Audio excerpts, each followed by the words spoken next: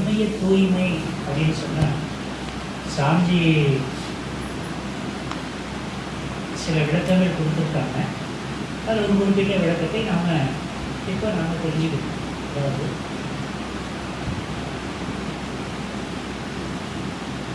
துன்பம் தரத்தக்க பதிவுகளை அகற்றி நன்மை தரத்தக்க பதிவுகளை ஏற்படுத்திக் கொள்வது கர்மய தூய்மை. அப்படி சிம்பிளாக சொல்லி ஓ நான் பிறந்துட்டேன், வாழ்ந்து தான் ஆகணும். இப்போ வாழ்ந்து ஆகணும்னா இந்த வாழ்க்கையில் எல்லாரும் எதை விரும்புகிறோம்? மகிழ்ச்சி, இன்பம், மகிழ்ச்சி. ஒன்று இன்பமாக இருக்கணும், மகிழ்ச்சியாக இருக்கணும். இது ரெண்டும் விரும்புகிறோம்.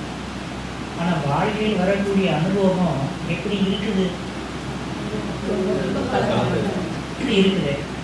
நம்ம விரும்புகிறது மகிழ்ச்சியை விரும்புகிறோம், விரும்புகிறது இன்பத்தை விரும்புகிறோம். ஆனால் எகென்ஸ்டாக இருக்குது. அப்போ இதுக்கு காரணம் உன்னுடைய ஆத்மாவின் பதிவுகள், வினைப்பதிவுகள். இப்போது பக்தி மார்க்கத்தில் கோயிலுக்கு போகிறாங்க, பரிகாரம் போகிறாங்க, மொட்டை அடிச்சுக்கிறாங்க, இதெல்லாம் பண்ணுறாங்க. பண்ணணும்.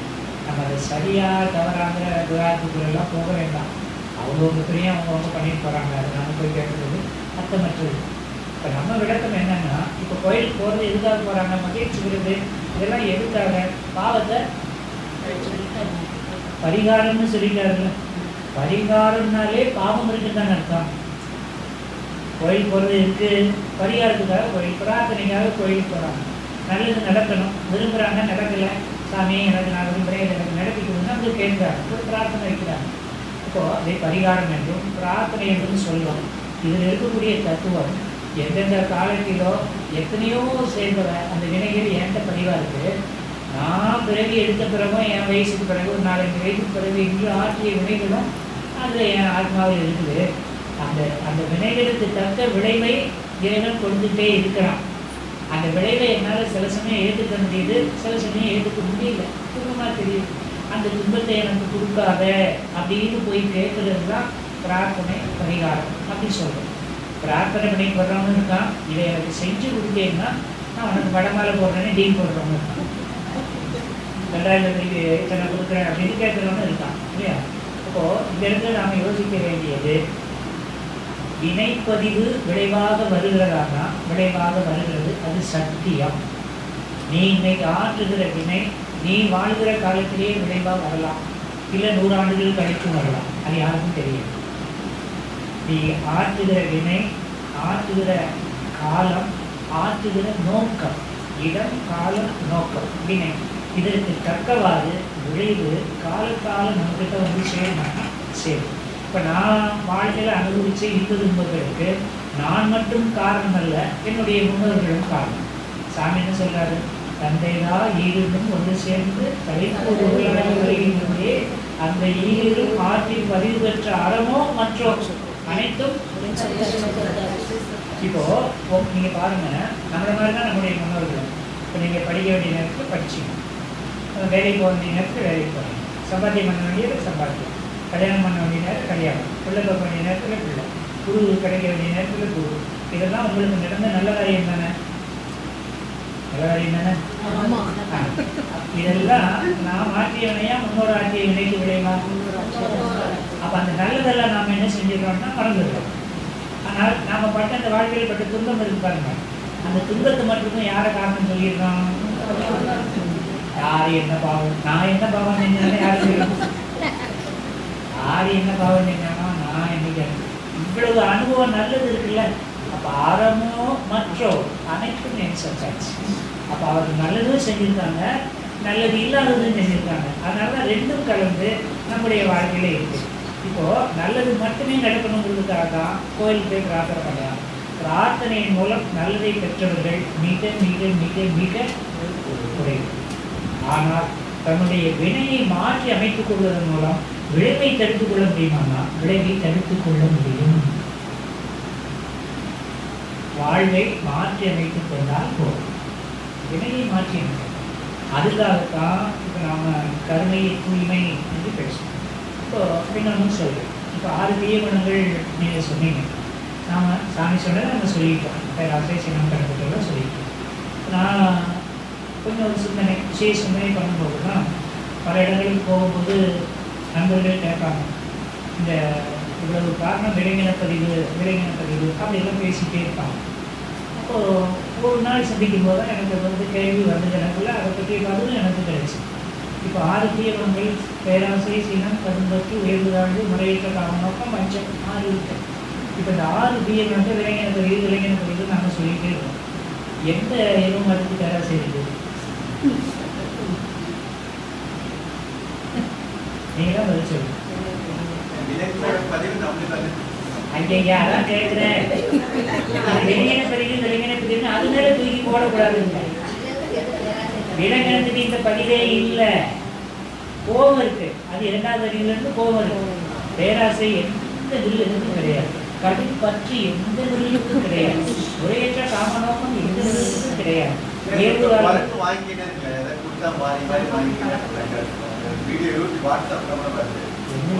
வாட்ஸ்அப் பார்த்ததுன்னா சரியா இருக்காது. ஏன்னா ஆன்லைன் புக்கிங் போச்சுன்னா அது உப்பேராது. அதை மட்டும் தெளிவாக தெரிஞ்சுக்காது. ஆன்லைனில் கொடுப்பதெல்லாம் முக்தி, தண்ணீரை உணர்வு. கடுப்பட்டி எந்த மிருகத்துக்கு இருக்கு? ஏன்னா நீங்கள் வேற எந்த மிருகத்துக்கு இந்த பணம் இருக்குன்னு சொல்லுவீங்க. கேட்டுக்காடு சொல்லுங்க பார்ப்போம்.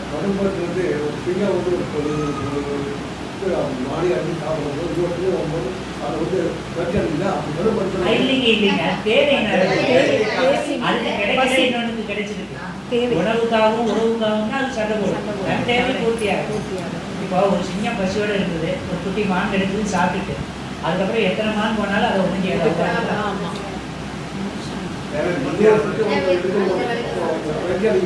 அது கடுப்பட்டில் வர்றதில்லை, தேவையின் அடிப்படையில் வருது. தனக்கு உணவு தேடி கிடைக்கல, இன்னொன்று கிடைச்சி கருத்தலை சண்டை போட்டு வயல் நிரம்பிட்டுனா போட்டு போயிடும். உயர்வுதான மனப்பான்மை வேற எந்த மிருகத்துக்கும் கிடையாது.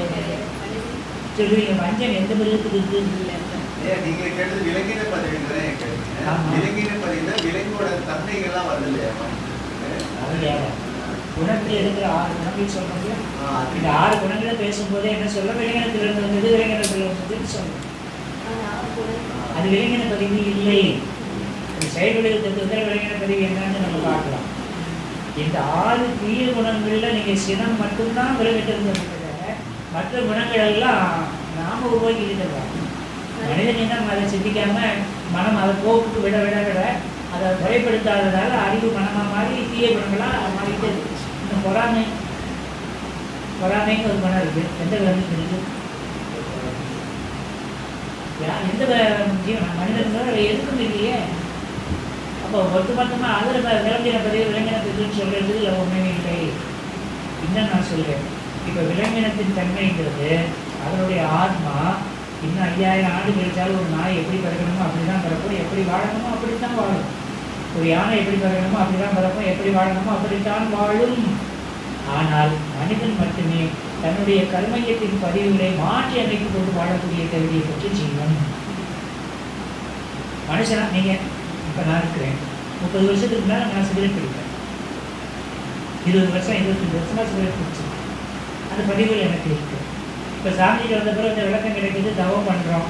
அப்போ இது அவசியம் இல்லை, இட்ஸ் கான். அப்போ என்னுடைய பதிவுகள் என்ன இருக்குது? இந்த பதிவுகளை மாற்றி அமைக்கிறோம். அதாவது தேவையற்ற செயல்களை விட்டுவிடலாம். இது உடலுக்கும் கேடு, உயிருக்கும் கேடு, பணத்துக்கும் கேடு, குடும்பத்துக்கும் கேடு, சமுதாயத்துக்கும் கேடு, வேண்டாம். அப்போ இப்படி பதிவுகளை மாற்றி அமைத்துக் கொள்ளக்கூடிய தகுதியை பெற்ற ஒரே ஜீவன். அதனால்தான் கர்மய தூய்மை என்பது மனிதனுக்கு மட்டும் தேவைப்படுகிறது. 6வது அறிவை பெற்ற மனிதன் வந்துட்டாலும் அவன் முதலே மனிதனா வாழ்ந்தானா? இல்லை, மனுஷனா வந்துட்டான். 6வது அறிவு வந்துச்சு. தான் மனிதன் என்று உணரவும் 6வது அறிவை பெற்ற ஜீவனாக நான் இருக்கிறேன் என்பதை உணரவும் பல ஆயிரக்கணக்கான ஆண்டுகளில் சென்றன. அப்போ அதில் பெற்ற பழக்க பதிவு இருப்பாருங்க, அதுதான் இன்றைக்கு நம்மை தாக்கி கொண்டிருக்க. அப்போ அந்த அறிவு வளர வேற, அது வளர வளர இந்த பதிவுகளை நாம் மாற்றி அமைத்துக் கொள்ளலாமா? அமைத்துக் கொள்ள முடியும். முயன்றால் முடியாதது ஒன்றும் இல்லை. இதான் சாமி சொல்றாரு. கருத்துடலாய் வந்த வினைப்பதிவின் வருவை கணிக்காமல் மதிக்காமல் மாற்றியோ சீரமைத்தோ உய்ய நினையாமல் தொடர்ந்து வந்த வினைப்பதிவின் வழியை வாழ்ந்தால் வருந்துவதும் அன்றி வாழ்வில் வளமீது. வாழ்வுள்ளோர் அனைவரும் இவ்வுண்மை தேர்வோம். கருத்தொடராய் வந்த வினைப்பதிவு வலு கணிக்கல மதிக்கல. அதே வினைப்பதிவில் வாழ்றோம்னு வச்சுக்கோங்க, ரெண்டு தான் நடக்கும். ஒன்று நீங்கள் வருத்தப்படுவீங்க, இல்லை உங்கள் கூட இருக்கிறவங்கள வருத்துவீங்க. இதை தவிர ஒன்றும் நடக்காது. வாழ்வுள்ளோர் அனைவரும் இவ்வுண்மை தேர்வோம். வாழ்வுள்ளோர் அனைவரும்னா மரணம் என்னைக்குன்னு தெரியாது, எப்போ வேணாலும் நடக்கலாம். நீ வாழுகிற காலத்தையே அந்த மாற்றத்துக்கு உண்டான முயற்சியை எடுத்து விடுங்க. நடக்குது நடக்கலை, நீ முயற்சிக்காக போச்சு. அப்போ முயற்சி, தன்னுடைய பதிவை மாற்றி அமைக்கக்கூடிய முயற்சியை இந்த பிறப்பில் இந்த க்ஷணத்தில் நீ எடுக்க தொடங்கிவிட வேண்டும். அது அது அதனுடைய விளைவு என்ன தெரியுங்களா? சாமி சொல்லுவாங்க, அவ்வளோ பதிவாக ஆத்மாவில் கருமையத்து தானே இருக்கு. கருமையத்தை நோக்கி ஒரு நல்ல பதிவை நீ கொடுக்க தொடங்கினால் 1000 நன்மைகளை கருமையம் உனக்கு திருப்பி அளிக்கும். சாமிஜி சொன்னது. நீ ஆரம்பிக்கணும். முதல்ல உன்னுடைய கருமையத்தை நான் மாற்றி, என்னுடைய கருமையத்தை நான் மாற்றி அமைக்கணும். எனக்கு தேவைப்படாது இருக்கு, குணநலம் எனக்கு சரியில்லை இல்லையா? அப்போ அதை அப்படியே வச்சிருக்க கூடாதுல்ல. தோற்றத்தில் மனிதனாக இருக்கிற நான் என்னுடைய எண்ணம் சொல் செயலில் மனிதனாக வாழ வேண்டுமா வேண்டாமா? தோற்றத்தில் மனிதனாக வந்துட்டேன், செயல்ல அப்போ அப்படி மாறியணும். வினை மாறணும் அப்படின்னா செயல் மாறணும்னா என்ன மாறணும்? செயல் மாறினா அதுதான் மன தூய்மை, வினை தூய்மை, கருமையத்தின் தூய்மை. அப்போ மனம் தூய்மை அடையாமல் வினை தூய்மை இருக்காது. அப்போ மனமும் வினையும் தூய்மை அடைந்துவிட்டால் அதுதான் கருமையத்தின் தூய்மை. அப்போ முதல்ல அந்த தூய்மை என்பதற்கு ஒரு பொருள் தீய வினைப்பதிவுகளை அகற்றி நல்வினைப்பதிவுகளை உருவாக்கி கொள்வது. இப்போ நான் ஆரம்பத்தில் சொன்னேன், பதிவுகளை அழிக்க முடியாது, பதிவுகளை மாற்றி அமைக்கப்பட முடியும். எண்ணம் தோன்றணும். எண்ணம் தோன்றும் போதுதான் அகக்காட்சியாக அனுபவங்கள் பிரதிபலிக்கின்றன. வாக்கியங்களை கவனிச்சுக்கொண்டா மறுபடியும் வராது. எண்ணங்கள் தோன்றும் போதே அனுபவங்கள் பிரதிபலிக்கின்றன. எண்ணமே தோன்றாத போது அகத்துறவாக பெற்றை புலனின் அனுபவங்கள் பிரதிபலிக்கிறது. இப்போ சாமிஜி 2 மனைவியோட வாழ்ந்தாரு, அந்த அனுபவம் அழிச்சிட முடியுமான்னு கேட்க அழிக்க முடியாது. ஆனால் அவரை பொறுத்தவரை அவர் மனைவியோடு வாழ்ந்த வாழ்க்கை இல்லற வாழ்க்கை இருக்காங்க, அதை பற்றிய ஒரு துணி கூட எண்ணமாக எழுச்சிக்கிறார். பதிவுகள் இருக்கும், எண்ணம் எழுச்சிக்கிறார். இப்போ ஏன் அனுபவத்தில் என்னன்னா, நான் சிகரெட் குடித்த அனுபவம் எனக்கு இருக்கு இப்போ. ஆனால் இந்த விட்டு இப்போ 25 வருஷம் ஆயிடுச்சு. அந்த குடிச்சதை நானாக விரும்பி நினைக்கணும். சிகரெட்டா அதை இப்படி கட்ட வைக்கணும், இப்படி உள்ளே இழுக்கணும், புகை போகும்போது இப்படி வரும், புகை இப்படி விடும்போது ஒரு ஸ்மெல் இப்படி இருக்கும். இதை நினைச்சாக்கா அந்த அனுபவம் இருந்தே தவிர எண்ணத்தில் அதை பற்றிய சிகரெட்டுங்கிற எண்ணமே என்ன செய்யாது, தோன்றாத போது அந்த அனுபவம் பிரதிபலிப்பதற்கு வாய்ப்பு இல்லை. இதுதான் ஒரு பதிவை நீக்குவதாக பொருள். அது நீங்காது. அந்த பதிவு என்னவா மாறாதுங்க, எண்ணமாக மாறாது. தயவு செய்து புரிந்து கொள்ளுங்கள். இப்போ நம்ம 6 தீய குணங்கள் இருக்குதுல்ல, இதை மாற்றி அமைத்துக் கொண்டா இப்போ பாருங்க, வறுமையை தூய்மைக்கு பேராசை எதா மாற்ற சொல்கிறாரு. நல்ல ஒரு சொல்லிச்சு, பேராசையை நிறைமனமாக மாற்றிக்கணும்னு சொல்கிறாரு. இப்போ நம்முடைய கருணையத்தை நாம் அனைவரும் தூய்மை செய்ய வேண்டுமா வேண்டாமா? நீங்கள் தான் பதில் சொல்லணும். தூய்மை பண்ணணுங்களா? அப்போ முதல்ல உங்கள் மனசில் நீங்கள் உருவாக்கி கொள்வது, எல்லா அனுபவங்களையும் பெற்று நான் நிறைவாகத்தான் வாழ்ந்து கொண்டிருக்கிறேன், எனக்கு குறை ஒன்றும் இல்லை. இந்த முடிவை நீங்கள் சொல்லிக்கணும். எத்தனை சொல்ல கிடையாது. எது இல்லைப்பா, எல்லாம் பெற்று நிறைவாக வாழ்ந்து கொண்டிருக்கிறேன் என்ற அறிவுதான் இல்லை. எல்லாம் அனுபவிச்சு தான் நம்ம வாழலாம். சாப்பிடாம என்ன தவம் பண்ணி 3 நாளைக்கு ஒரு வேளையாக சாப்பிட்டு இருக்கோம், ஒரு நாளைக்கு 4 வேளை சாப்பிட்டு இருக்கோமே. உடல் ஜூஸ் எல்லாம் வருது, அனுபவிக்கிறோமா இல்லையா? பட காட்சிகளை டிவியை போட்டு நம்ம சின்ன பிள்ளைகள் இதெல்லாம் கிடையாது. இதெல்லாம் இப்போ இதில் முதற்கொண்டு எல்லாத்தையும் பார்த்து அனுபவிக்கிறோமா இல்லையா? எத்தனை பாட்டு இளையராஜாவிலேருந்து ஹாரிஸ் ஜெயராஜ் வரைக்கும் அவ்வளோ போட்டு கேட்குறோமா இல்லையா? எதில் குறைவாக இருப்பாங்க? எல்லாம் அனுபவிச்சுதான் அர்த்தம். படிப்பு இருக்கா, இருக்கு, கல்யாணம் இருக்கா, பிள்ளை இருக்கா, கணவர் இருக்காரா, சொத்து இருக்கா, அனுபவங்கள், குழந்தைங்க அனுபவங்கள் இருக்கா, எல்லாம் இருக்கு. நிம்மதி இருக்கா?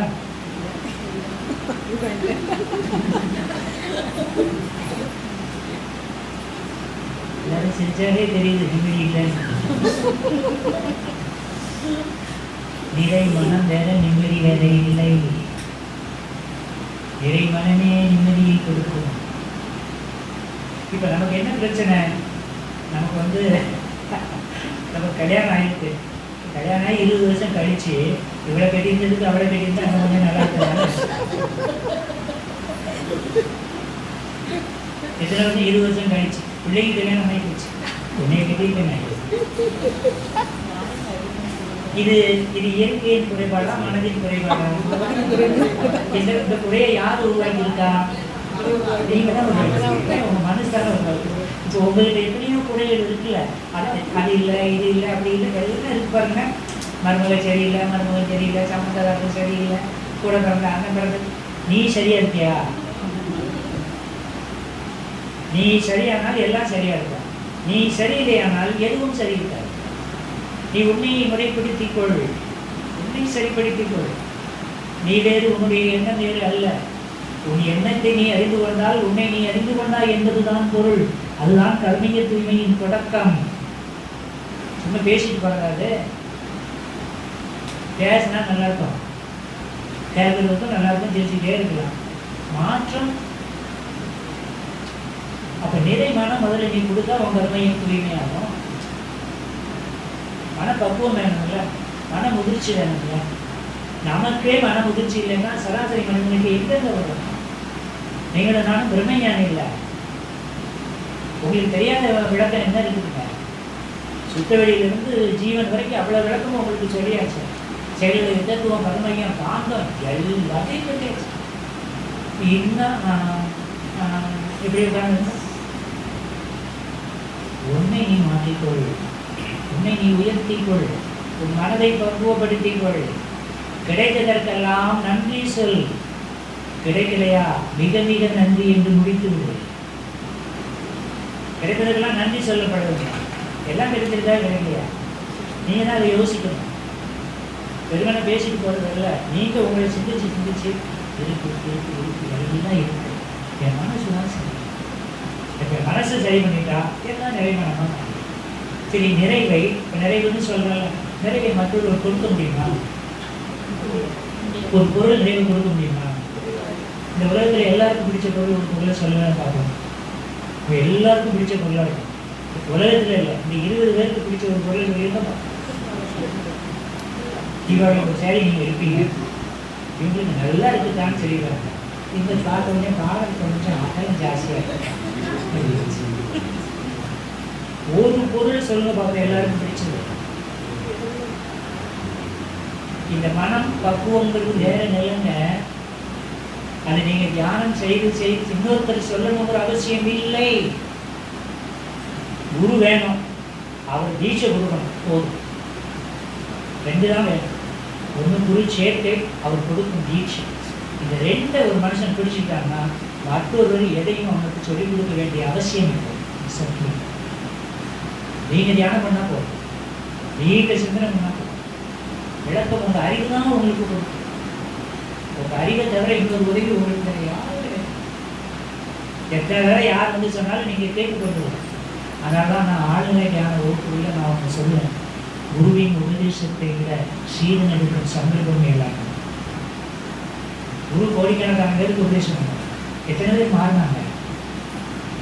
கேட்டுட்டு போனாங்க, கேட்டு சில பேர் இருக்காங்க. அவ்வளோ மாற்றியது, மனதை மாற்றி அமைத்துக் கொண்டவர்கள் எத்தனை பேர்? அந்த குருவின் உபதேசத்தை விட சீரன் எடுக்கும் சங்கல்பம் மேலான உயர்வை பெறும். அது நீதான் உனக்கு. இந்த கருமையை தூய்மை வேண்டுமானால் மன நிறைவு இல்லாமல் மனக்குறையோடு இருந்தால் கருமையும் கலங்கம் தொடரும். மன நிறைவு. அப்ப நிறைவை பொருளோ நபரோ கொடுக்கணும். இப்போ இதுல நமக்கு தெரிய வேண்டியது என்ன அப்படின்னு பார்த்தீங்கன்னா, இன்பம் என்ற ஒரு முதிர்ச்சி பொருள் நபர் சார்ந்ததா சுயம் சார்ந்ததா?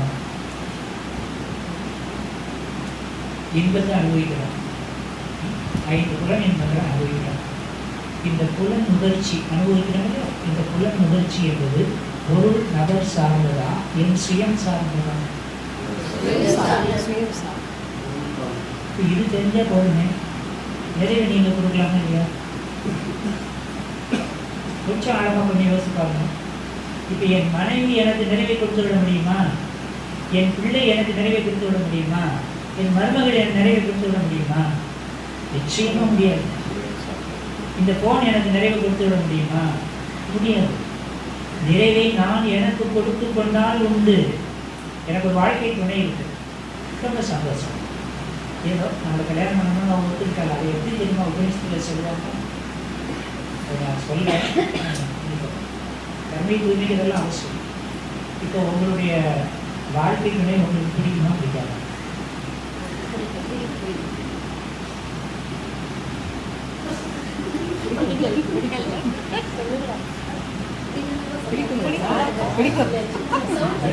அவங்கள சொல்ல சொன்னா எல்லாருமா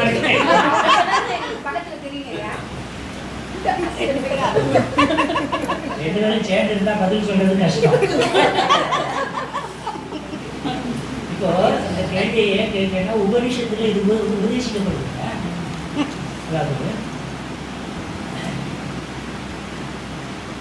மனைவியின் பொருட்டு மனைவி விரும்பப்படுவதில்லை, தன் பொருட்டே மனைவி விரும்பப்படுகிறாள். கணவனின் பொருட்டு கணவன் விரும்பப்படுவதில்லை, தன் பொருட்டே கணவன் விரும்பப்படுகிறான். குழந்தைகளின் பொருட்டு குழந்தைகள் விரும்பப்படுவதில்லை, ஆனால் தன் பொருட்டே குழந்தைகள் விரும்பப்படுகின்றன. உலகத்தின் பொருட்களின் பற்றி பொருட்களால் விரும்பப்படுவதில்லை, தன் பொருட்டே பொருட்களும் இந்த உலகத்தில் விரும்பப்படுகின்றன. அபோக உபனிஷம், அபோக உபனிஷம் நாளை சொல்லுது. இப்போ உங்களுக்கு வாழ்க்கை தன்னை பிடிக்குமான்னு கேட்டால் பிடிக்கும், நல்ல வேலை பிடிக்கும்னு சொன்னீங்க. பிடிக்காதுன்னு சொன்னாலும் தப்பு ஒன்றும் இல்லை. பிடிக்குது பிடிக்கலை அது வேற இல்லை. பிடிச்சாலும் சரி பிடிக்காட்டாலும் சரி, ஏன் பிடிக்கல? இப்போ பிடிச்சதுன்னு வச்சுக்கோங்க. இப்போ என் மனைவி எனக்கு பிடிக்கும், என் தயவுசெய்து கேட்கும், என் மனைவி எனக்கு பிடிக்கும். எதுக்காக?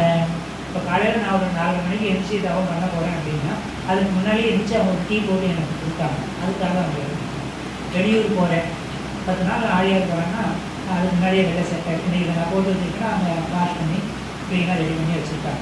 எனக்கு வேண்டியதெல்லாம் அவங்க செய்கிறாங்க, சமைச்சு கொடுக்குறாங்க. இதனால் அவங்க பிடிக்கும்.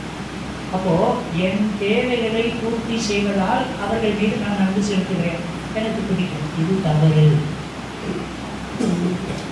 எனக்கு அயன் பண்ணி வைக்கலைன்னு வச்சுக்கோங்க, காலையில் எனக்கு டீ போட்டு கொடுக்கலன்னு வச்சுக்கோங்க, அப்போ எனக்கு என்ன செய்யாதவங்கள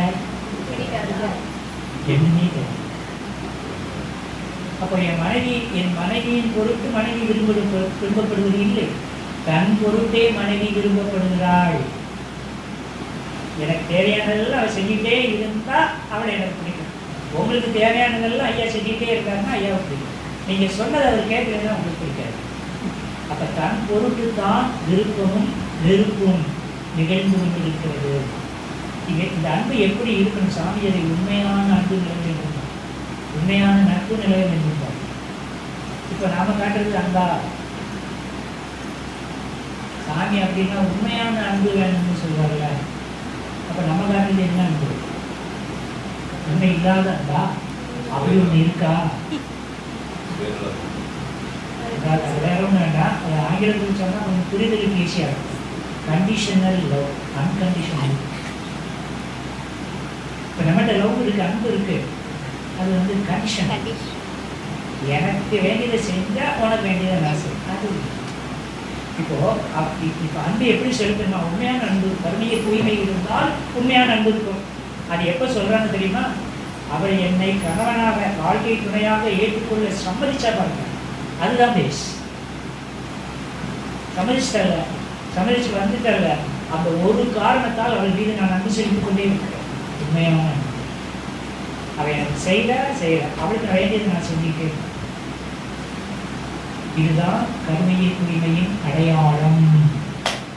இப்போ கருணையை தூய்மை எங்க இருக்கு, நம்ம எங்க இருக்கோம்னு புரியுதா? அப்போ முதல்ல நிறை மனம். அந்த நிறை மனதை தயவு செய்து நீங்கள் ஒரு கற்பனையாக நீங்கள் உருவாக்கி கொண்டே இருங்கள். அது உங்களுக்கு வெற்றியை கொடுக்கும்.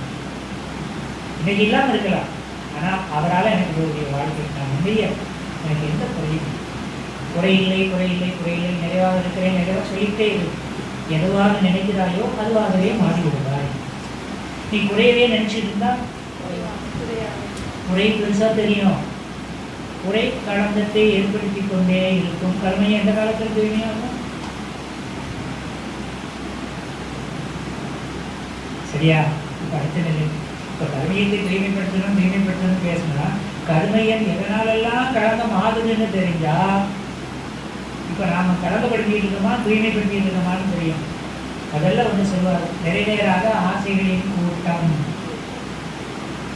இப்போ நான் சொன்ன பாருங்க நிறை மனம். இப்போ நிறை மனம் இல்லைன்னா எப்போ அந்த நிறை மனம் இல்லாமல் போகுது? ஆசை பெருகி கொண்டே இருந்தால் நிறைய மனம் இருக்காது. எவ்வளவு கிடைச்சாலும் இது பத்தலை பத்தலை பத்தலைன்னு சொல்லிகிட்டே இருந்தால் எங்கே வரும்? வரவாங்க நிறைவேறாத ஆசை கூட்டம். இப்போ நமக்கு ஆசை இருக்கா இல்லையா? நீங்க தான் சொல்லணும். இருக்கு. தேவையின் அடிப்படையில் எழக்கூடிய ஆசையா, விருப்பத்தின் அடிப்படையில் எழக்கூடிய ஆசையா? தேவைன்னா நிறைவேற்று, விருப்பம்னா விட்டொழி. தேவையின் அடிப்படையில் ஆசை வந்தால் நிறைவேற்ற வேண்டியதுதான். விருப்பத்தில் இருக்குதான்னு பாருங்க, அது தேவையா விருப்பமா? விருப்பத்தின் அடிப்படையில் ஆசை இருக்குமானால் அது கர்மயத்தை விளங்கப்படுத்தும். அதான் நிறைவேறாத ஆசைகளின் கூட்டம். அடுத்தது நெஞ்ச மனம் பேச்சுக்களை தாமும் பொய்கள்னு சொல்லிடுவோம். பொய் சொன்னால் ஆத்மா களங்கமாகுங்கிறாரு. பொய்மையும் வாய்மையிடத்துன்னு இருக்கு. தேவையில்லாமல் பொய் சொல்றது தெரியும். வேற ஒன்றும் வேண்டாம், நம்ம கையில் வாட்சி கட்டியிருக்கேன், ஒருத்தர் பார்க்குறாரு, அவர் இது வரைக்கும் இந்த மாதிரி வாட்சை பார்த்தது இல்லைன்னு வைங்க. இது 250 ரூபா தான் அந்த வாட்ச். அவர் பார்க்குற, ஐயா இதை மாதிரி வாட்ச் நான் பார்த்ததே இல்லைன்னா, ஆமையா இது சிங்கப்பூர்லேருந்து வாங்கினது 3000 ரூபா முடிஞ்சு வச்சு. இது அவசியமா? இதை மாதிரி நல்லா இருக்கையா, இதை மாதிரி நான் பார்த்ததே இல்லைன்னா தற்பெருமை புகழ், இதுக்கு மனம் என்ன செய்யணும்? போய் லாக்க போய் லாக்கி நம்ம எங்கே இது தெரியாதையா, இது மாதிரி நினச்சியா 3000 ரூபா நினச்சி போய் இது அவசியமா? சரி, பொய் சொல்லாமல் இருக்கமா? ஏன்ட்டு நீங்கள் சொல்ல வேண்டாம், சொன்னால் அது பொய்யா தான்.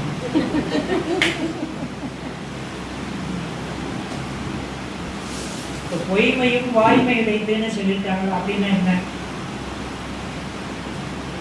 இப்போ உண்மைதான் பேசுறது அப்படின்னா, ஆனால் ஒரு இடத்துல உட்காந்துருக்கேன், ஏதோ ஒரு பெரிய ஒரு தவம் கூட இருந்தது, தவம் பண்ணிட்டு இருக்கேன், உண்மையை தவிர வேறு எதுவும் பேசுவதில்லைன்னு முடிவு பண்ணியிருக்கேன். உட்காந்து தவம் பண்ணிட்டு இருக்க ஒரு 2-3 பிள்ளைகள் ஓடி வருது, கட்டில் காதில் எல்லாம் நகை போட்டு, ஐயா ஐயா அங்கே ஓடி வருது, என்ன ஒரு திருட கடத்திட்டு வராயா, சரி அப்படியா, அப்படியே அந்த பக்கம் நாங்கள் ஒழிஞ்சிக்கிறோம் அப்படின்னு அந்த பிள்ளைகள் வந்து அந்த பக்கம் பின்னாடி போய் ஒழிஞ்சிட்டு ஒரு 2 நிமிஷம் கழிச்சு அந்த திருடன் ஓடி வராது. ஐயா நகையெல்லாம் போட்டுட்டு இந்த கலரில் எல்லாம் ஒழிஞ்சிக்கிட்டு வந்தாங்களே பிள்ளைகள், இந்த பக்கம் வந்துதான்னு என்கிட்ட கேட்குறாங்க. நான் உண்மையை தவிர எதுவும் பேசுவதில்லைன்னு சொல்லி 3 பிள்ளைகள் பூரா கலர், பச்சை கலர், மஞ்சள் கலர், இந்த மரத்துக்கு கல்யாணம் இருக்குது அப்படின்னு சொன்னால் அது உண்மையாகுமா? அது உண்மையை சொல்லலாமா? நல்ல பொய்மையும் வாய்மையும். அப்போ உண்மை, இந்த கர்மைய தூய்மை உண்மைங்கிறது நான் ஆற்றுகிற வினையில யாருக்கும் துன்பம் இல்லாமல் இருந்தால், ஒரு பொய் கூட நான் சொல்லலாம், சொன்னாலும் அதனால் பலன் நற்பலனாக இருந்தால் அந்த பொய்யை தாராளமாக சொல்லுவோம். உண்மையை சொன்னால் துன்பம் வரும் என்றால் அந்த உண்மையை சொல்லாமல் தவிர்த்து விடும். அதுதான் வாழ்க்கை. அப்போ பொய் என்ற ஒரு நிலையில கர்மையும் கலந்தப்படும்னா இந்த விளக்கத்தை தெரிந்து கொண்டு கர்மையை தீர்வு செய்யும். உண்மைதான் பேசணும் சொல்லிட்டு உண்மையை பேசி சிக்கல் என்ன செய்யக்கூடாது, மற்றவர்களுக்கு ஏற்படுத்த கூடும். அடுத்த ஐயா கேட்டாரு விளங்கின பிறகு இல்லையா, பிறர் பொருள் வாழ்க்கை சுதந்திரத்தை பறித்தல். பிறர் பொருள் விடுங்க, வாழ்க்கை சுதந்திரம் நம்ம எல்லாருக்கும் இருக்குதா? ஓகே,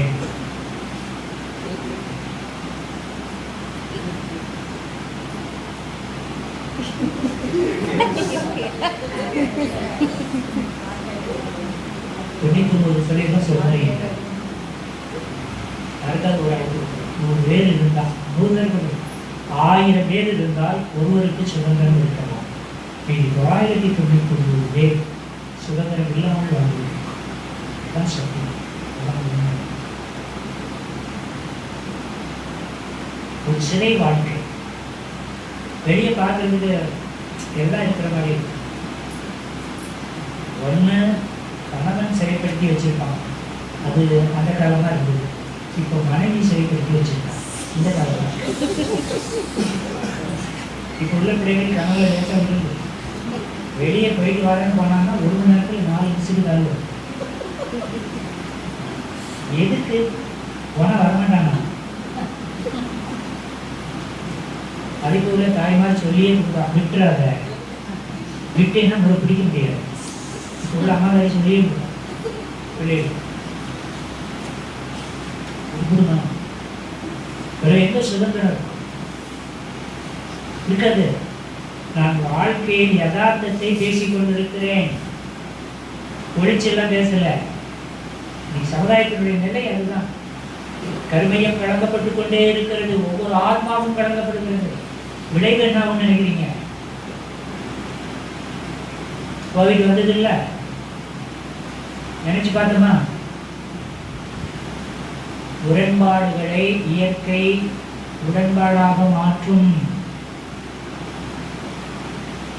நாம் அதைத்தான் துன்பமாக அனுபவிச்சுட்டு இருக்கிறோம். இயற்கைக்கு எங்கெல்லாம் நாம் முரண்படுறோமோ அந்த இயற்கை சும்மா இருக்காது, அதை முரண்பாடாக மாற்றும். அந்த முரண்பாட்டை உடன்பாடாக மாற்றுகிற நிலை நாம் வாழ்வில் வருகிற துன்பம்.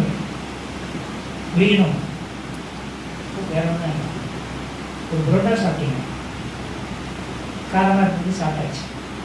காலையில் வயிற்றால போச்சு, ஆஸ்பத்திரிக்கு போகணும். நேற்று நைட் என்ன சாப்பிட்டீங்க? இந்த கடையில் வாங்கி சாப்பிட்டா இது சாப்பிட்டோம், ரைட், அது ஒரு மருந்து கொடுத்தாலும் போதும். இப்போ ஏன் வயிற்றால போச்சு? நேற்று ராத்திரி சாப்பிட்ட புரோட்டா தான் காரணம். ஏன் புரோட்டா வயிற்றால போகணும், தனியாக மாறி போகணும்னா இந்த உடலில் காரம், உப்பு, புளிப்பு, இன்னும் சொல்லப்போனால் எளிதில் செரிக்க முடியாத மைதா, இவையெல்லாம் கலவையாக்கி ஒரு உணவாக போட்டுட்டோம். இப்போ ஒரு இயக்கம் இருக்குது உடலுக்குள்ள, மெட்டபாலிசம் இருக்கு, ஒரு இயக்கம் இருக்கு. அந்த இயக்கத்தால் நீங்கள் போட்ட உணவை சமப்படுத்த முடியல, சரிப்படுத்த முடியல, செரிக்க முடியல. அப்போ அங்கே ஒரு டிஸ்டர்பன்ஸ் வருது, அங்கே ஒரு தடை ஏற்படுது. அப்போ அங்கே இருக்கிற கான்சியஸ் அது என்ன செய்யணும்னா தண்ணியாக மாற்றுது, சத்தாக மாற்றாமல் 7 தாதுக்களாக மாற்றாமல் அது தண்ணியாக மாற்றி மாற்றின தண்ணியை வெளியேற்றுது. அதான் வயிற்றால போடுறதுன்னு சொல்லுவோம். இப்போ வயிற்றால போகிறதுக்கு புரோட்டா, காரம், புளிப்பு, உப்பு, அது டைஜஷன் முடியல, தொடர்ந்து அப்படி வச்சிருக்குன்னு வச்சுக்கோங்க, உயிருக்கு.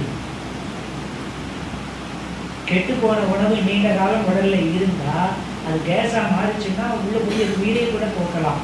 அப்போ உள்ள அந்த கெட்டு போன உணவு அது வச்சிருக்காது இருக்கிற கான்சியஸ் என்ன செய்யும்? தண்ணியாக மாற்றி. இப்போ நீ இயற்கைக்கு முரண்பாடு பண்ண உள்ள இருக்கிற இயற்கை என்ன செய்யுது? முரண்பாடாக. இதுதான் சமுதாயத்திலும் நடக்கிறது. அப்போ சுதந்திரம் என்பது அனைவருக்கும் பொதுவானது. ஒரு ஆணை பெண் நடக்குவதோ ஒரு பெண்ணை ஆண் நடக்குவதோ கூடாது. ஒழுக்கம் என்பது வேறு, கடமை என்பது வேறு. சுதந்திரம் எல்லோருக்கும் பொதுவானது. எனக்கு ஒரு கடமை இருக்கலாம், உங்களுக்கு ஒரு கடமை இருக்கலாம், கடமையில வேறுபாடு இருக்கலாம். ஆனால் சுதந்திரம் அனைவருக்கும் பொதுவானது. எத்தனை மனைவிமார்களுக்கு கணவன் சுதந்திரம் கொடுத்திருக்கிறான்? இல்லை எத்தனை கணவனுக்கு மனைவி சுதந்திரம் கொடுத்திருக்கிறான்? சுதந்திரம் புறப்புரிமையா ஒருவர் மற்றொரு கொடுக்க முடியுமா? இது யாரும் மண்டலத்தில் பேச மாட்டாங்க, நான் பேசுகிறேன். வாழ்வின் சுதந்திரம் பறித்தல் கர்மயத்தை களங்கப்படுத்துமா? களங்கப்படுத்தும். இப்ப சுதந்திரம் என் மனைவிக்கு நான் எப்ப கொடுக்க முடியும்? என் மனைவியை முழுமையாக நான் நம்புகிற போது அவளுக்கு சுதந்திரம் கொடுக்க முடியும். நம்பிக்கை இருக்கும் இடத்தில் சுதந்திரம் இருக்கும். நம்பிக்கை இல்லையானால் சிறைப்படுத்தப்படுவார். இன்னும் நான் சொல்ல, நீங்கள் அதிகம் பாதுகாக்க என்னும் பொருள்கள் அனைத்தும் கடவுளுக்கு உட்பட்டவை. எதையெல்லாம் நீங்கள் அதிகமாக பாதுகாக்க வேண்டும் என்று எண்ணுகிறீர்களோ அது பலரால் களவாடப்பட காத்திருக்கும் பொருளாகத்தான் இருக்கும். இப்போ எப்போ நான் என் குழந்தைகளுக்கு என்னுடைய மனைவிக்கு அது அவர்களுக்கு இப்போ நம்ம காலம் 44 45 வருஷம் ஆயிடுச்சு கல்யாணம். அந்த காலத்தில் அப்படி இருந்தாங்க, இந்த காலம் அப்படி இல்லை. சாமிஜிக்கு வந்த பிறகு நமக்கு நீங்கள் நம்ப முடியாது. நான் தூத்துக்குடி கல்யாணம் ஆகி ஒரு முதல் 15 வருஷம்லாம் பார்த்தீங்கன்னா பேர் சொல்லி கூட கூப்பிட்டது கிடையாது. அவங்க பேர் என் பேர் வெங்கட்ராமன், அவங்க பேர் வெங்கட்ட ருக்மணின்னு பேர் சொல்லி கூட கூப்பிட்டது கிடையாது. ஏடி ஏடி ஏடி தான், ஏடி தவிர ஒன்றும் கிடையாது. சரி சரி சரி, ஏடி பையன்னா 7, பொண்ணுன்னா 8, அவ்வளோதான். சாமிஜிட்ட வந்த பிறகு தான் இந்த மனைவி அதனுடைய பெருமை வாழ்க்கை தத்துவம் எல்லாம் கேட்ட பிறகு தான் போய் ருக்மணின்னு 17ஆவது வருஷம் தான் கூப்பிட்டேன். அவளுக்கு ஆச்சரியம் தாங்க முடியும். எப்படி இது ஆச்சரியமா இருக்கு, பேர செடியெல்லாம் கூப்பிடுறீங்க. எனக்கு அறிவில்லப்பா, சாமி சொல்லி கொடுத்தாரு. இனிமே ஒன்றா நான் ஏட்டின்னு கூப்பிட மாட்டேன், பேர சொல்லிலாம். அப்புறம் அவங்களும் வந்துட்டாங்கன்னு வைங்க, சொல்லுவேன். நமக்கு அறிவு இல்லை, மதிக்கணுங்கிறது கூட தெரியாது. நம்ம அவங்களை என்ன பண்ணுவோம்னா அடிமைப்படுத்தி சிறைப்படுத்தி தான் நாம் வச்சிருந்தோம். அதனால தான் 99% சிறைப்பட்டே இருக்கு. அப்போ கருமையும் இப்போ அவங்க என்கிட்ட ஒன்றும் சொல்ல போகிறது இல்லை. ஒரு கோயிலுக்கு போனோம், இல்லை ஒரு சினிமாவுக்கு போனோம், இல்லை வேறு எங்கேயும் போனோம், தான் கோயிலுக்கு போகலாம் போயிட்டு வரலாம். அடிமையாகுங்க. ஒரு நிமிஷம் நினச்சிப்பாங்க, கோயிலுக்கு போட்டா என்ன செய்வீங்க? அவங்க கோயிலுக்கு போயிட்டு கூட ஒரு உண்மை இல்லையா? அவங்க மனதில் என்ன இருக்குது? சிறைப்பட்ட மனநிலை தான் இருக்கு. அப்போ அந்த கணவன் மனைவி நேரத்தில் உண்மையான அன்பு வெளிப்படுமா? பிறகு ஆரோக்கியமாக அறிவாக இருக்குமா? அதெல்லாம் தன்மையை களங்கம் வாழ்வின் சுதந்திரம் பணிகள் இருக்கவே கூடாது. நம்புங்கள், அது அவரவர்கள் உரிமையை அவரவர்கள் பெற்றுக்கொள்ளும். சரியா? அடுத்தது, இது ரொம்ப முக்கியம்.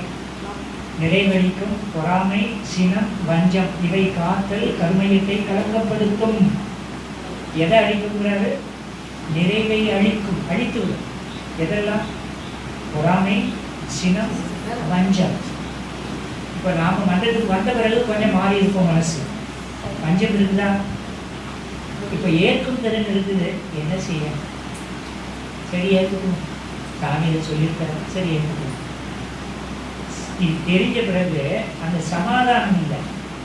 சமரசம் தான் நீங்கள் வரீங்க. நான் என்ன வரணும்னு சொல்றேன்னா சமாதானம் வரணும்னு சொல்றேன். ஒருத்த மீது பொறாமை வரக்கூடாது, ஒருத்த மீது கோபம் வரக்கூடாது, வஞ்சம் வைக்கக்கூடாதுன்னு சொல்லிட்டார். விரைவை அழிச்சிருதுன்னு சொல்றாரு. இப்போ பொறாமையை விட்டு நம்ம பொறாமைப்பட போகிறது இல்லை. வஞ்சமும் கோபமும் நம்ம மனசுல இருக்கவே கூடாது. கோபப்படாமல் எப்படி சார் இருக்குதுன்னா வேற வழியில இருந்துதான் ஆகணும். அப்போ உள்ளத்துல சமநிலை உணர்வு நமக்கு வேணும். அப்போ எதையும் தாங்கிக் கொள்ளக்கூடிய மனப்பக்குவம் நாம் உருவாக்கி கொள்ளணும். இதெல்லாம் எது கொடுக்கும்? தவமும் ஆழ்ந்த சிந்தனையும் தான் கொடுக்கும். நீங்க தான் அனுபவத்தை கொண்டு சேர்க்கணும். சரியா? அப்போ வீட்டுக்கு போன பிறகு இங்க இவ்வளவு பேசுறோம், கேட்கும் போது நல்லா இருக்கும். வீட்டுக்கு போனா மாறி அது போனால் வேதாத்திரி மறந்தது, மகராமன் மறந்தது, மனோட கழிப்பார். மீண்டும் சந்திரமுகியாவே நம்ம மாறிடுவோம். மாறிதான் போச்சு. இந்த கண்டித்ததெல்லாம் க்ளோஸ். இப்போ அமைதின்னு ஒன்று சொல்கிறோங்களாப்பா. அமைதி கூட மௌனத்தில் சொன்னேன். அமைதி என்ன தெரியுமா? யாருமே இல்லாமல் ஆடியாரில் போய் அப்படி உட்காந்து நேரத்துக்கு சாப்பிட்டு நேரத்துக்கு தூங்குற அமைதி இல்லை. 6 பேர் கூட வீட்டுக்குள்ளே இருக்கோம்ல, நமக்கு பிடித்தம் இல்லாதது அவர்கள் செய்யும் போது நான் அமைதியாக இருந்தால் தான் அதுக்கு பேர் அமைதி. நாம என்ன நினைச்சிட்டு ஆடியாரில் போய் உட்காந்து அமைதியாக இருக்கேன், நானும் அது இல்லை. இந்த சினம், வஞ்சம் இது இல்லாத நிலையில ஒரு சமநிலை உணர்வை நமக்கு இருக்கணும். அதுக்கு தவமும் தத்துவம் தான் உதவி செய்யும். கடைசி அவர் 5 நிலையை சொல்லுவார். அதில் எல்லாரும் ஒத்தாயிடுவோம். எது 5 அளவுமுறை சொல்லுவாங்க? உணவு, உழைப்பு, உறக்கம், புறநீக்கம், எண்ணம். இந்த 5 அளவு மீறி முறை மாறினால் கருமையத்தை கலந்தும். இந்த 5 அளவுமுறையை பின்பற்றுகிறோமா?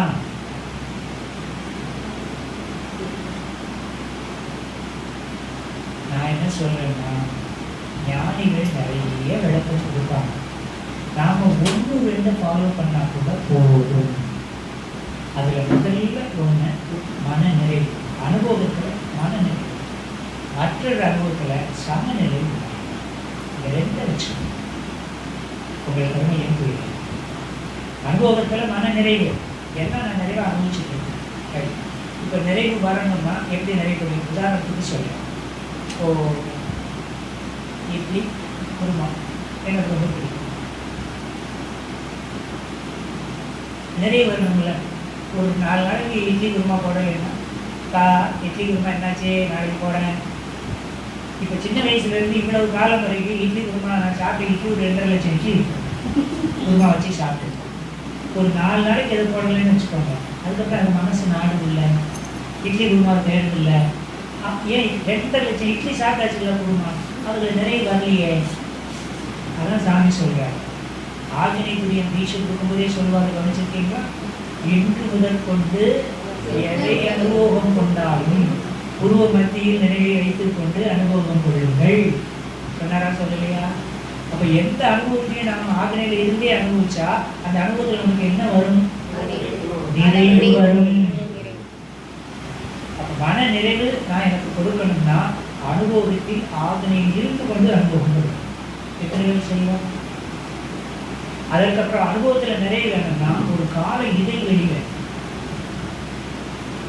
இன்னைக்கு சாப்பிட்டேன், மத்தியானமும் இட்லி குருமா, சாயங்காலமும் இட்லி குருமா, நாளை காலையில் இட்லி குருமானா திங்கக்கிழமை இட்லி குருமாவா, அப்புறம் ஒரு வியாழக்கிழமை இல்லை ஒரு வெள்ளிக்கிழமை சாயங்காலம் நைட்டில் ஒரு இட்லி குருமானா சரி நல்லா. அப்போ இன்பம் என்பதற்காக தொடர்ந்து அளவு முறை மீறிட்டோம்னா கருமையும் கலக்கப்பட்டு போகும், மன நிறைவு இருக்காது. சரியா? அப்போ இத்தனை நிகழ்வுகள் கருமையத்தை கலங்கப்படுத்தி கொண்டே இருக்கின்றன. இன்னும் சொல்ல போனால் நாம் ஆற்றுகிற எண்ணம் சொல் செயல் அனைத்திலும் கருமையம் கலங்கப்பட்டு கொண்டே இருக்கிறது என்பதுதான் உண்மை உண்மை உண்மை. கேள்வியே கருமைய தூய்மைக்கு என்ன செய்கிறா என்பதுதான். இப்ப நம்ம வினை ஆற்றுகிறோம்ல, எல்லாம் பாவம் தான்,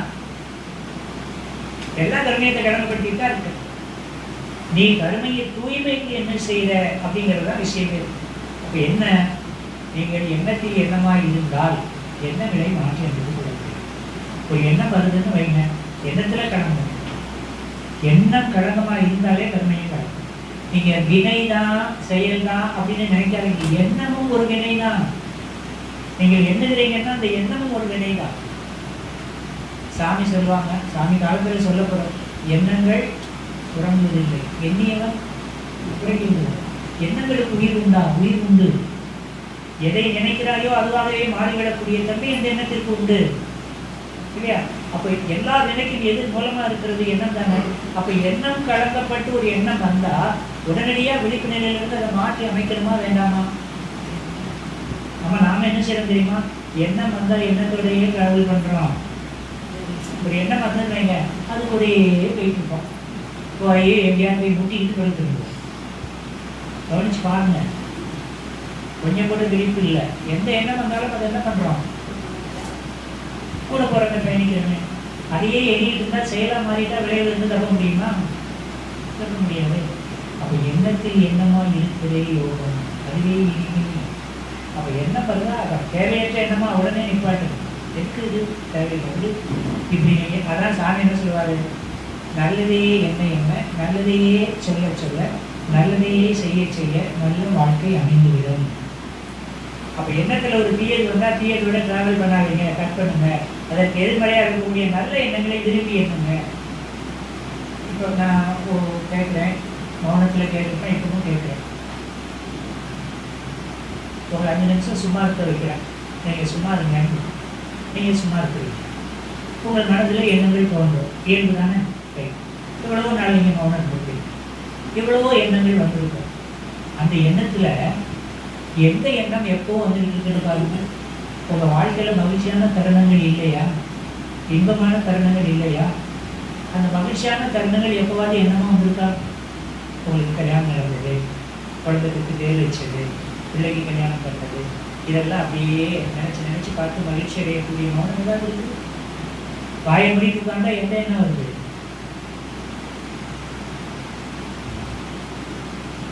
குருவை சந்திச்சது, குருக்கிட்ட தீட்சை வாங்கினது, அதெல்லாம் என்னமா வருதா? எந்த எண்ணம் வருது?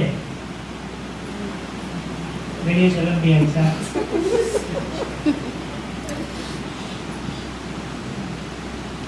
எதை நீங்கள் நேசிக்கிறீர்கள்னு புரியுதா? உங்களை அறியாமலே உங்கள் மனம் துக்கத்திலும் துயரத்திலும் தொடர்பு கொண்டே இருக்கிறது. அதை கூட உங்களால் அறிஞ்சிக்க முடியல. சதா சதாகாலமும் துக்கத்தையும் துயரத்தையும் மனம் நினைச்சுக்கிட்டே இருக்குது. ஈகோல நிற்குது அந்த மனம். அதுக்கு நீங்கள் மட்டும் காரணம் அல்ல, பல காரணங்கள் அதுக்கு இருக்கு. பல பிறவிகளில் மனம் இதே நிலையில் இயங்கி கொண்டிருக்குது. அதனால இந்த பிறப்பிலே அந்த மனம் அப்படி இயங்குது. அந்த மனதை மாற்றி அமைக்கணும். அதுக்கு தான் இந்த சத்சங்கமே. புரிந்து கொள்ளும். அப்ப இவ்வளவு ஆழமான விஷயம் கர்மையும் தொடர்பு. எல்லாத்துக்குமே ஒரே ஒரு பின் பாயிண்ட், மனநிலை. மகிழ்ச்சி நீ மனக்கு கொடுத்துட்டே இருக்க. இதை நீ தான் விரும்பி கொடுக்க. நான் நல்லா அறிவோடு என்னால் மற்றவங்களுக்கு என்ன நன்மை செய்ய முடியும் நான் செய்துட்டேன். என் கடமையை பற்றி எனக்கு எந்த கவலையும் இல்லை. நிறைய தான் கடமையை செய்வேன். எல்லாம் நம்ம குடும்பத்தை சார்ந்தவங்க. கருமை தூய்மைக்காக சொல்வேன். நீங்கள் தான் செய்ய போறீங்க. கோபப்பட்டுக்கிட்டே அந்த வேலையை செய்யாதீங்க. பிரியப்பட்டு செய்யும். உங்களை தவிர செய்வது ஆளுங்க. நீங்கள் தான் செய்ய போறீங்க. ஏன் எரிச்சலோட செய்யணும்? பிரியமாகவே செய்துட்டு சலிக்காதீங்க. இவ்வளோ செய்துட்டு உங்களுக்கு காலமெல்லாம் கொட்டி கொட்டி போட்டு வேண்டாம். நீ கொட்டி போடுறது தான் பிறந்திருக்கு. அவ்வளோதான். கொட்டி போடுவது தான் என் கடமை.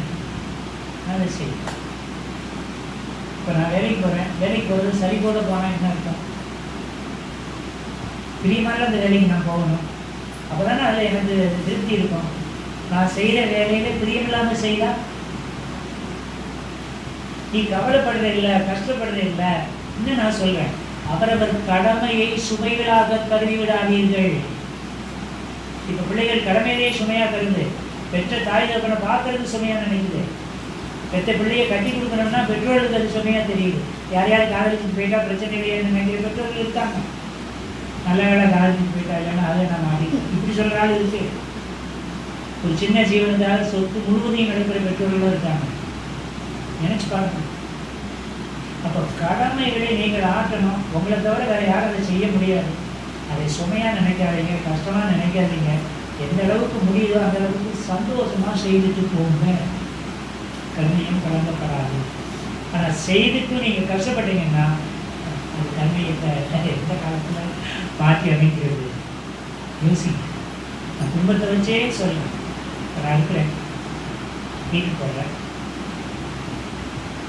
தலையில் வாக்கிங் போகிறேன்னு வைக்கிறேன். மனைவி ஒன்று சொல்கிறாங்க, ஏன்னா வாக்கிங் பண்ண ஆமாம் போகிறேன், ஒரு கிலோ வெங்காயம் வாங்கிட்டு வாங்க. சரி, வந்து சப்பல் போட்டுருக்கீங்க. ஏன்னா 1 கிலோ வெங்காயம் மட்டும் இல்லை, ஒரு பாக்கெட் பால் வாங்கிட்டு வந்துடுங்க. சரி, வந்து படி இறங்க போகிறேன், ஒரு 100 கிராம் வெள்ளைப்பூண்டு வாங்கிட்டு வந்துடுங்கன்னு சொன்னான்னு வச்சுக்கோங்க. எனக்கு என்ன ஆகிடும்?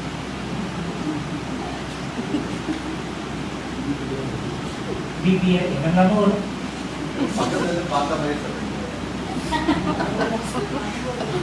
இது இயல்பா இருக்கக்கூடியதில்ல. இப்போ நான் வெளியே என்ன சொல்லலாம், ஒரு தடவை எனக்கு அனுபவம் வந்துச்சுன்னா மறுநாள் பேசும்போதே எடுக்க வேண்டியதான பைக்கெட்லேயே வச்சுருக்கோங்களா சொல்லுமா என்னெல்லாம் சொல்லி பரிசை டேப்ல எழுதி வச்சுட்டு போயிட்டா பிரச்சனை இல்லை. ஏன்னா இப்போது 3 நான் ஏன் இந்த உதாரணத்தை சொல்கிறேன்னா, இல்லறத்தில் இருக்கிறோம், சமுதாய தொடர்பில் இருக்கிறோம். ஒரே நேரத்தில் பல வினைகள் ஆற்றக்கூடிய சூழல் உங்களுக்கு ஏற்படும். அந்த நேரத்தில் நீங்கள் கொதிப்படைஞ்சிடக்கூடாது. கொதிப்படைஞ்சு ரியாக்ட் பண்ணிட்டே அப்படின்னா உன் கருமையை நன்னால உயிர் விரயம் போனது போல கருமையை கடந்தும். அப்போ ஒரே நேரத்தில் பல வேலைகளை செய்யக்கூடிய சூழலை வந்தாலும் பொறுமை, நிதானம், சமநிலை இது வேணும். அப்படின்னா ஒரே வழிதான் தியானம். தியானம் தியானம் தியானத்தை தவிர்த்து இன்னொரு மார்க்கம் விடுதலைக்கு இல்லை. அப்போ கர்மயத்தை தூய்மை செய்யணும்னா எண்ணத்தை சமப்படுத்தணும். எண்ணம் சமப்படணும்னா அமைதி வேணும். அமைதி வேணும்னா தியானம் செய்து சரியான சிந்தனையே சரியான தியானத்திற்கு வழி. சரியான தியானமே மெய்ஞானத்திற்கு நிச்சயம். சரியான சிந்தனை, சரியான தியானம், முறையான ஞானம். சரிங்களா? இப்போ காந்தம், வான்காந்தம், சிவகாந்தம், கருமையம், கருமைய பதிவுகள், நல்பதிவு, தீயப்பதிவு, போக்குவது முடியாது, மாற்றி அமைத்துக் கொள்ளலாம். எதனாலெல்லாம் கடந்தப்படுதுன்னு தெரிஞ்சு அந்த நிலையிலிருந்து மனதை விடுவித்துக் கொள்வது, நல்லதை விரும்பி எழுதுவது, செய்வது, முடிந்தவரை மகிழ்ச்சியாக கடமையை மாற்றுவது. இது தத்துவம். இது நடைமுறைக்கு கொள்வது. நீங்கள் தான் நாள் தவறாமல் தியானம், காயகல்பம். காயகல்பம் மஸ்ட். அறிவுகள்லாம் துணை செய்யும். தியானம் மன அமைதிக்கு செய்யும். தியானம் மன அமைதிக்கு, காயகல்பம் அறிவின் முதிர்ச்சிக்கு. தியானம் செய்யாம காயகல்பம் செய்யாம மனமாற்றம் என்பது யாருக்கோ ஒருத்தருக்கு அது சாத்தியமாகும். அது கோடியில் ஒருத்தருக்கு சாத்தியமாகும். நம்மை போன்றவர்களுக்கு இது ரெண்டு தான். சரியா?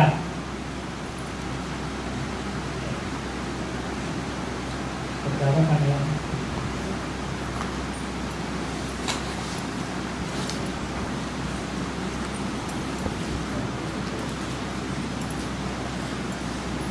கவனிக்கு நம்ம தயார் செய்து கொள்வோம். உடலும் மனமும் தொடர்பாக இருக்கிறோம். அகமும் புறமும் அமைதியை சேர்க்கிறோம்.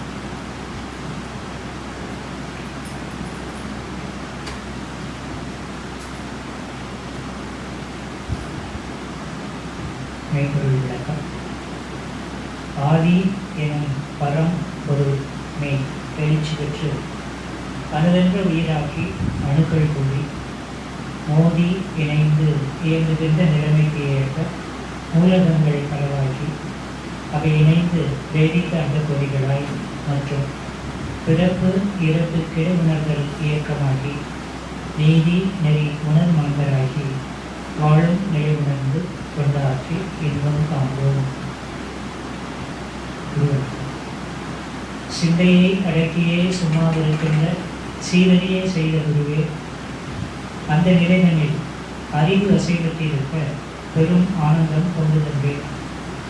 இந்த பெரும் உலகமிசை எடுத்த பல பிறவிகளின் இறுதி பயனாகிய சந்தனமும் என்னை மறவாத சாந்த வாழ்வழி போய் என் சந்தோஷ செய்தி இதுவே.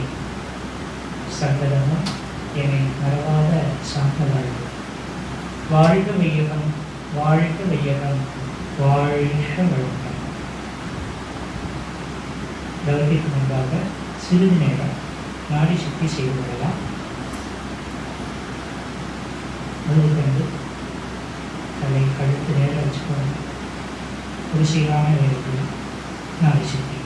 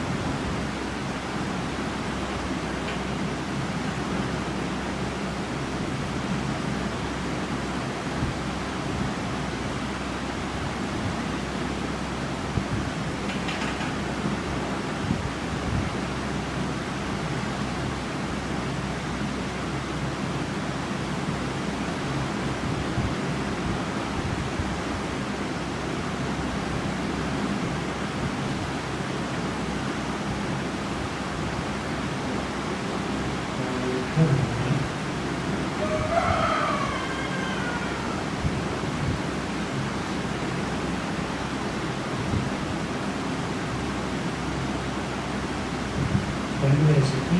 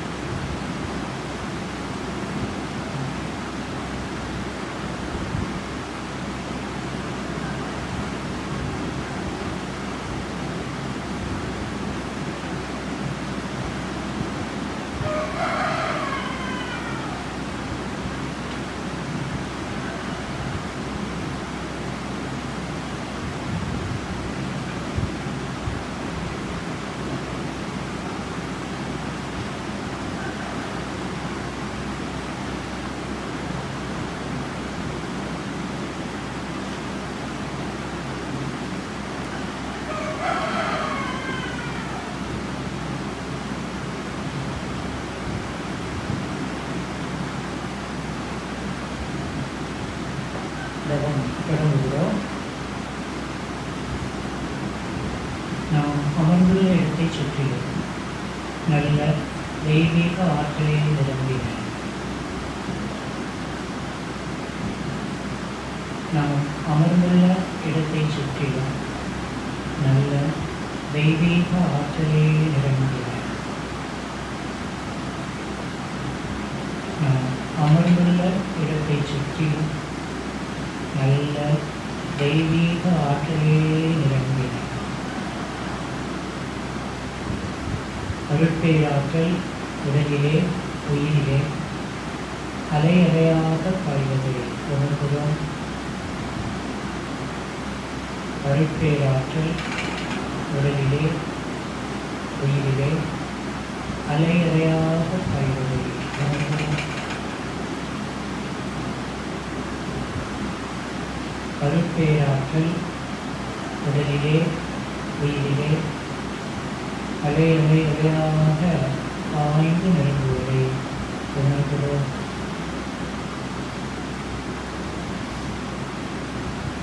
அருட்பேராற்றல் இரவும் பகலும் எல்லா நேரங்களிலும் எல்லா இடங்களிலும் எல்லா தொழில்களிலும் உறுதுணையாகவும் பாதுகாப்பாகவும் வழி நடத்துவதாகவும் அமையுமாக. அன்னைக்கு வணக்கம், தந்தைக்கு வணக்கம்,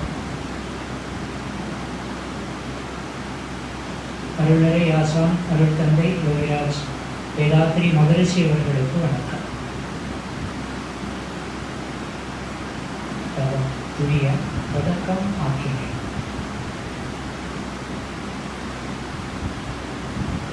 மகாசக்தி குண்டலினி புருவ மையத்தில் சிறப்பாக இயக்கம் வரட்டும் ஆக்கினேன்.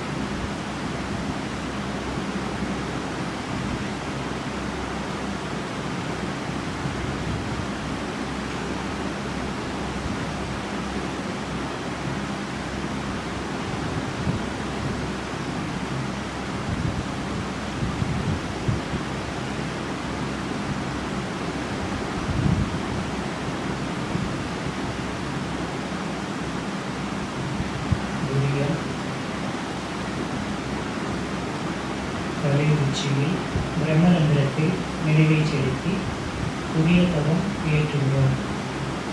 உச்சியிலேயே நினைவிருக்கிறது.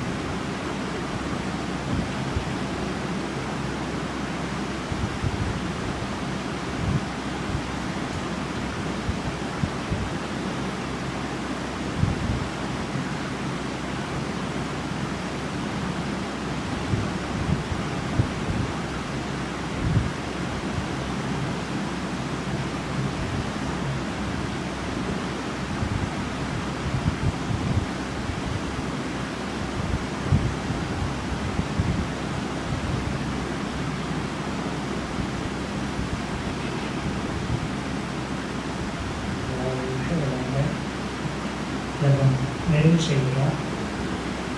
ரவ ஆற்றலை உடல் முழுவதும் சீராக பரவ விடுகிறோம். உடலே உணவாகிறோம். உடலும் உள்ளமும் தூய்மையும் மேன்மையும் கிடையாது. சமயமும் வாழ்கின்றோம். அருட்பேராற்றல் கருணையினால் உடல் நலம், மெய் ஆயுள், நிறை செல்வம், உயர் புகழ், மெய் ஞானம் ஓங்கி வாழ்வோம். அருட்பேராற்றல் கருணையினால் உடல் நலம், மெய் ஆயுள், நிறை செல்வம், உயர் புகழ், மெய் ஞானம் ஓங்கி வாழ்வோம். அருட்பேராற்றல் கருணையினால் உடல் நலம், மெய் ஆயுள், நிறை செல்வம், உயர் புகழ், மெய் ஞானம் ஓங்கி வாழ்வோம். பண்டை துணையை வாழ்த்துவோம். பெற்ற மக்களை வாழ்த்துவோம்.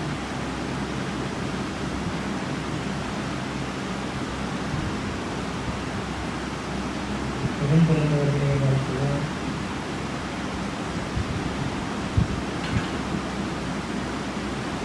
நெருங்கிய உறவினர்கள் நண்பர்களை வாழ்த்துவோம்.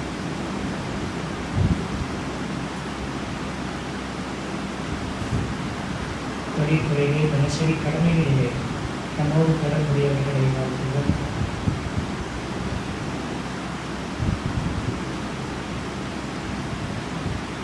நமது எண்ணங்களை புரிந்து கொள்ளாதோர், எதிரிகளாக நினைப்போர் எவரேனும் இருந்தால் அவர்களும் மனம் திருந்தி நல்வாழ்வு பெற வேண்டும் என்ற கருணையோடு வாழ்த்துவோம். இனி வரும் வாழ்த்துக்களை நாம் அனைவரும் இணைந்தே வாழ்த்தலாம்.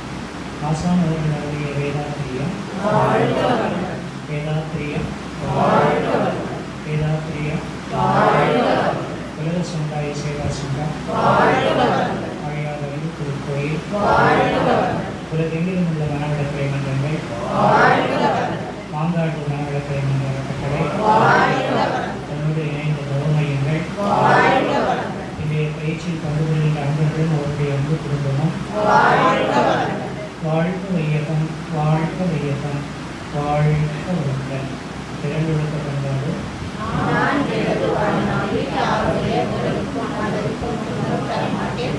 துன்பப்படுவோருக்கு என்னால் முடிந்த விடுதலை செய்தேன். நான் எனது வாழ்நாளில் யாருடைய உடலுக்கும் மனதிற்கும் துன்பம் தரமாட்டேன். துன்பப்படுவோருக்கு என்னால்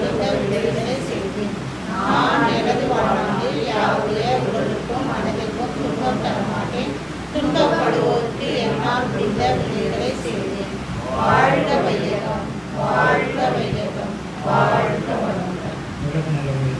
உலகிலுள்ள பொறுப்புடைய தலைவரெல்லாம் உயிரிழவே உள்ளுணர்வாய் பெறுதல் வேண்டும். உலகனைத்து நாடுகளின் எல்லை காக்க ஓருலகு தொட்டாட்சி வருவாய் வேண்டும். உலகில் போர் பகை அச்சமின்றி மக்கள் உழைக்கும் வழங்காது வாழ வேண்டும். உலகெங்கும் மனிதர் குலம் அமைதி என்னும் வற்றாத நம்பிக்கை பெற்று விட வேண்டும். வாழ்க வையகம் வாழ்க வையகம் வாழ்க வளங்கள். ஏரி குளம் கிணறு ஆறு எல்லாம் நிரம்பி வழிய மாறி அளவாய் பொழிக மக்கள் வளமாய் வாழ்க.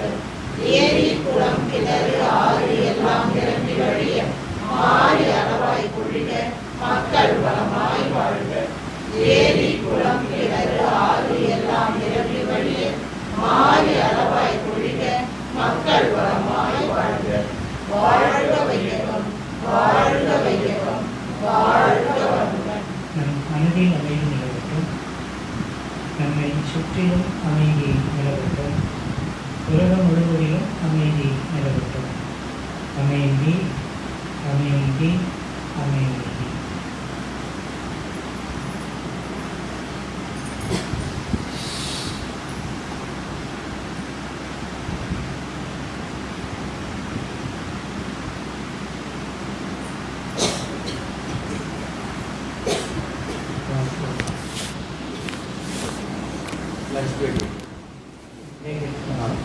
உணவு இடைவெளிகளும் மீண்டும்